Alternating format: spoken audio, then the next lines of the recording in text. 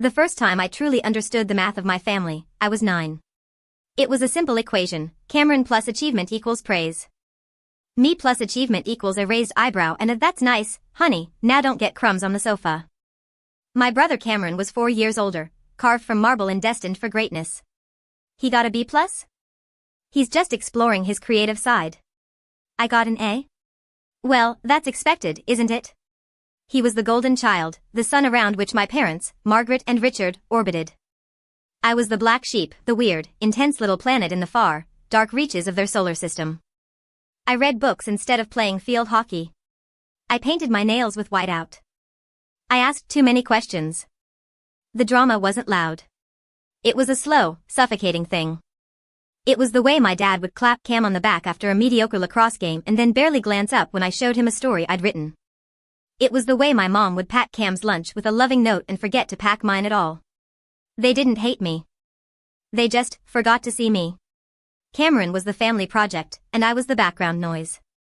When I was 13, the background noise became too loud. It was a stupid fight.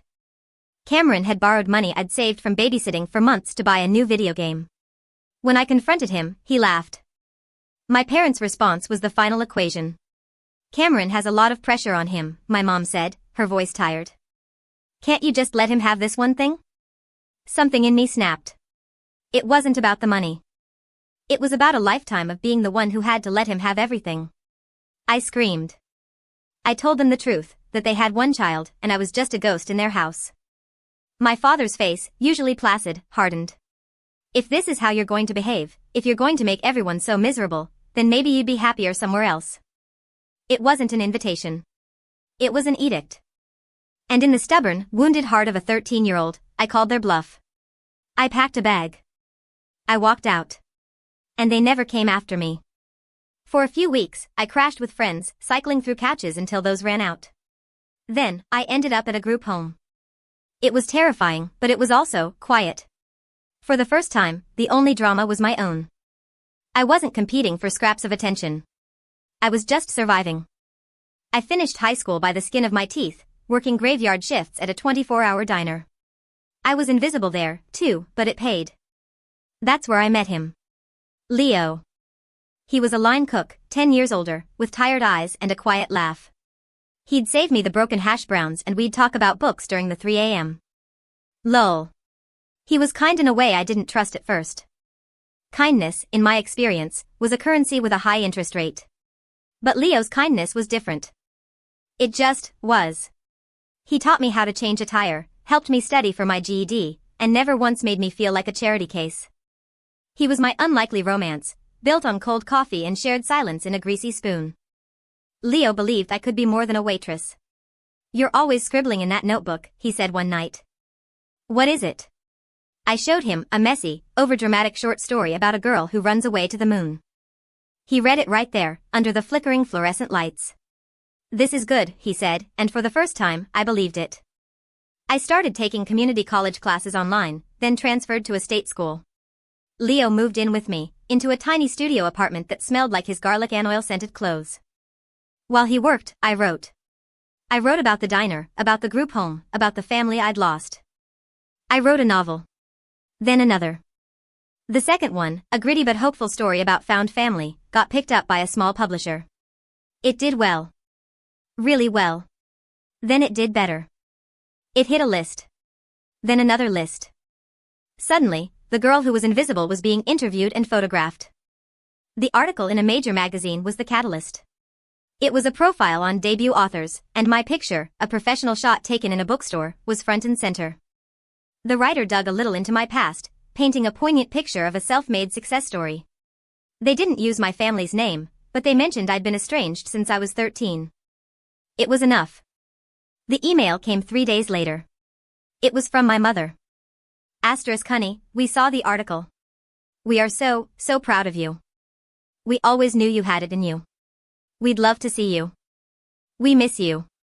Love, Mom and Dad." I stared at the screen, my coffee growing cold. The audacity.